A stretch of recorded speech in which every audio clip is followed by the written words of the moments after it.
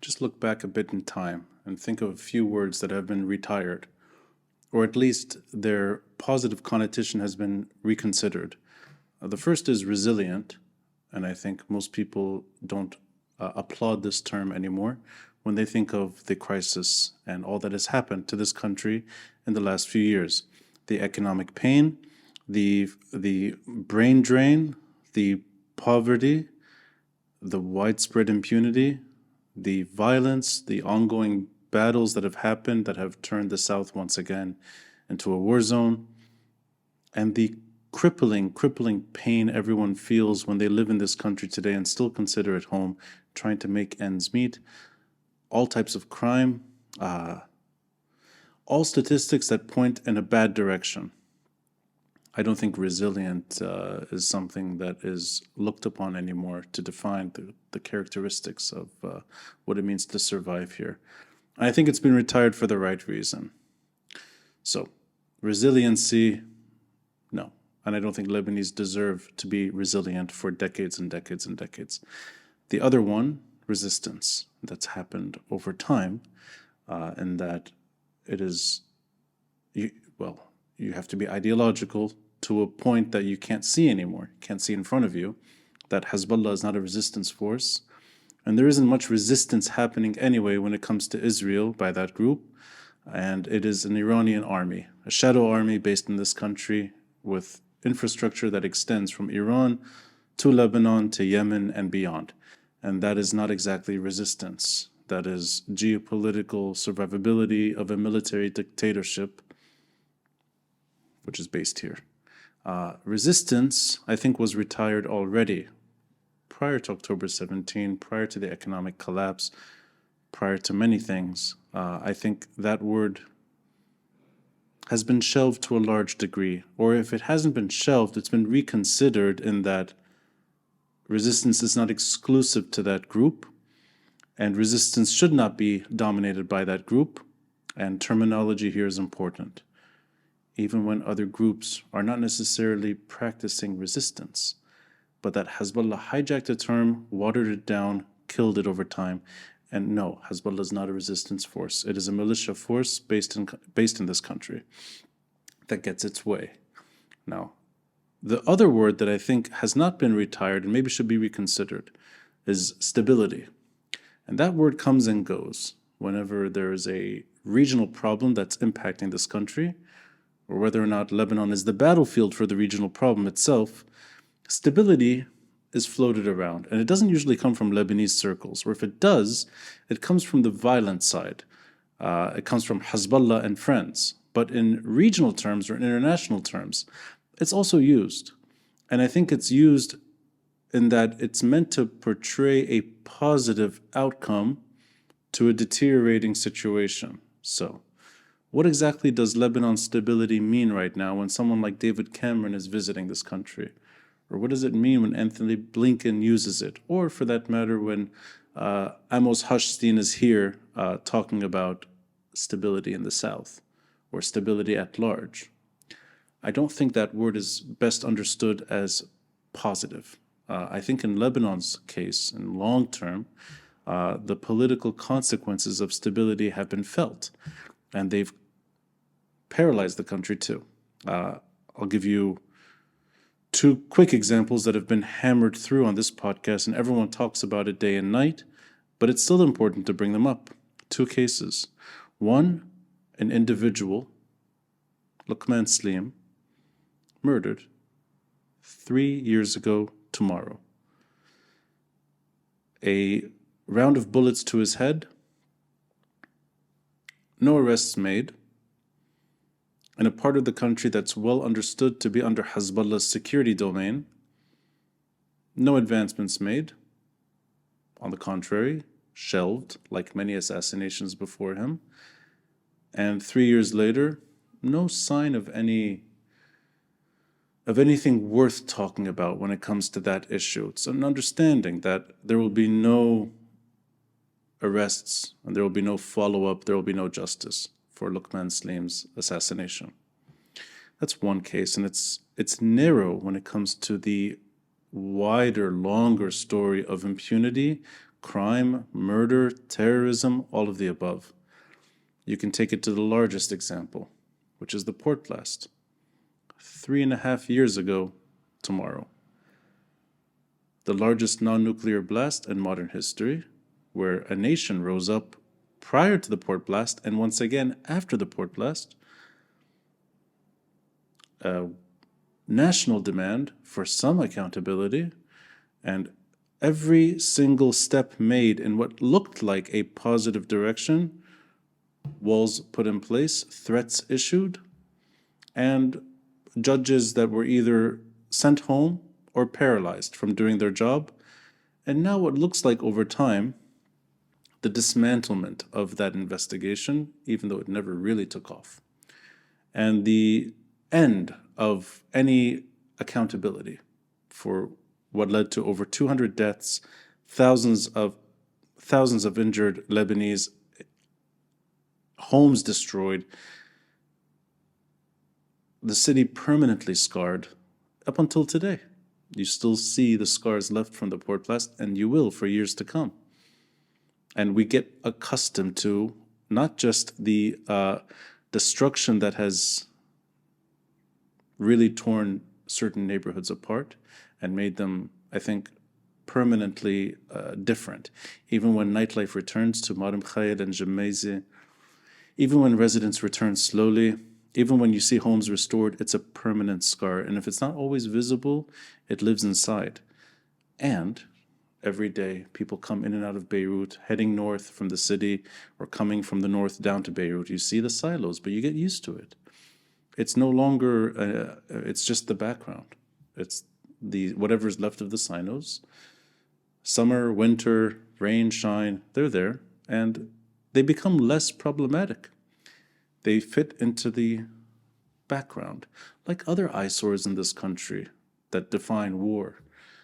We maybe sometimes look to them in a poetic way and try to find meaning and, if possible, beauty beneath the pain. But there are ugly, ugly eyesores throughout the country that resemble pain.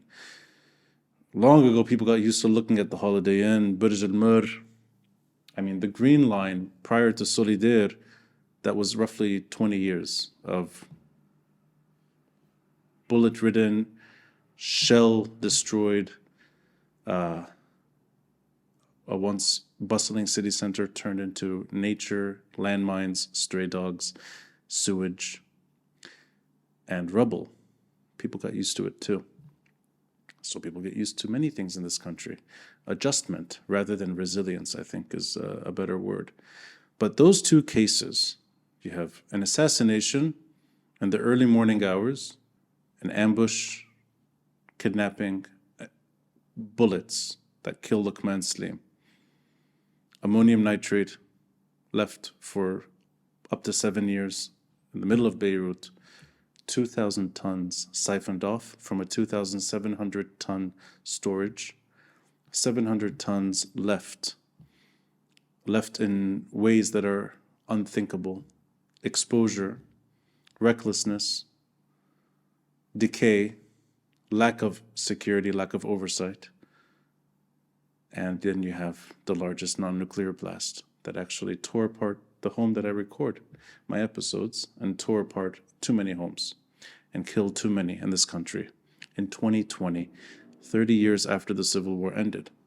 And Lokman Slim's assassination, a reminder that no matter how long since the Syrians left this country, Hezbollah continues to demand full control over the most important security components in this country, and no political opposition that can actually harm Hezbollah's infrastructure. And Lokman is the most recent reminder of that. You cannot get entangled in their security web. If you do, you get killed. Stability, I think, now refers to calming the situation down while giving Hezbollah a pass, cooling the temperature down and letting Assad gain some foothold. Cosmetic changes in the south in return for partial implementation of 1701. less battlefield role once there's a permanent ceasefire in Gaza, and a pro-Hezbollah candidate in Ba'abda. No longer any serious consideration for a diplomatic exit of Iran from Lebanon. Rather, looking at Iran as a stabilizing force. Not good or bad. More it can bring a sense of stability. In return for economic growth under that security blanket, and some softening of what looks less and less like an anti-Israel force and more like an Iranian regime preserving entity based in this country. Stability, if you look at it now over the last 3 decades, you will see security that was used to legitimize the Syrian presence in this country after Michel Aoun was kicked out of Ba'abda and after Samir Jaja was imprisoned, really, in the early 1990s, the acceptance that the Syrians can pick and choose their opponents in this country and can also strategically pacify a situation that they can also make volatile within seconds. That situation, I think, is what Hezbollah does now. They determine the levers of war, and they determine when peace is suitable, but peace on their terms, which really means at the end of the day, there is no serious discussion happening about turning Lebanon into a governable state without that security pressure or security burden. Now, if you let stability reign, and if this round ends in Hezbollah's favor, and something that has already happened, which is a psychological victory that happens if you survive, in that Hezbollah did not get engaged in an all-out war with Israel, was cautious in its calculations, primarily due to Iran not willing and not eager to have another front opened where Hezbollah could be seriously injured. They come out winning the psychological battle. They have won over some minds in Lebanon, and those minds, I think, are probably so focused on Palestinian suffering only that they no longer see Hezbollah as a problem. They see it as a buffer. And that's the propaganda Hezbollah used to use in the 1990s. And too many, I think, subscribe to that idea again. And the longer the battlefield issue continues, the more Hezbollah becomes favorable to that community, which is, I think, a soft acceptance or a soft willingness to look at Hezbollah as not a problematic entity, rather filling in the state's role. This is the bullshit stuff that they fed us for many years. And it seeps in, not necessarily to their allies only, it sometimes seeps in to nominal opponents that become sympathetic when there's war in the south. So stability gives them the upper hand. Politically, psychologically, it entails also that an assassination 3.5 years later, stability requires people to simply accept that once you get entangled in Hezbollah's security infrastructure, if you try to undermine it politically, diplomatically, non-violently, you get killed. It's an accepted issue now. It's almost like that's the price you pay, and there's nothing you can do about it, which is a terrible ending for any thought about recovering a semblance of justice in Lebanon. And the other end of it, the Port Blast, where Lebanese have to accept that there will simply be no investigation done, no international action taken, no Lebanese prime minister that is willing to risk putting this issue into something that could resemble, if done correctly, could resemble something as long and tiresome as the Special Tribunal for Lebanon. The appetite is not there. The diplomatic energy is not there. And there's no Lebanese voice on the table anyway doing that. The voices that are on the table have surrendered authority to Hezbollah. And now they echo that group's needs. They don't speak on Lebanon's behalf. That's what stability does. I think if that is the norm now for what is supposed to be good to Lebanon, instability is the better option. There's no need to have a Hezbollah ally in Ba'abda. And there's no need to give Hezbollah added leverage in this country as a gift to Iran post-ceasefire in Gaza. And there's no need to accept murder or ammonium nitrate or anything that keeps Lebanon as a permanent battlefield now 34 years since the civil war ended. There's no need to accept that either. It's a price no one should pay. It's a price no society should pay. And it's the price Lebanon continues to pay. So resilience, resistance, stability, I think these are the things that can take Lebanon to hell. Why should anyone give a pass to those that helped stockpile all that ammonium nitrate?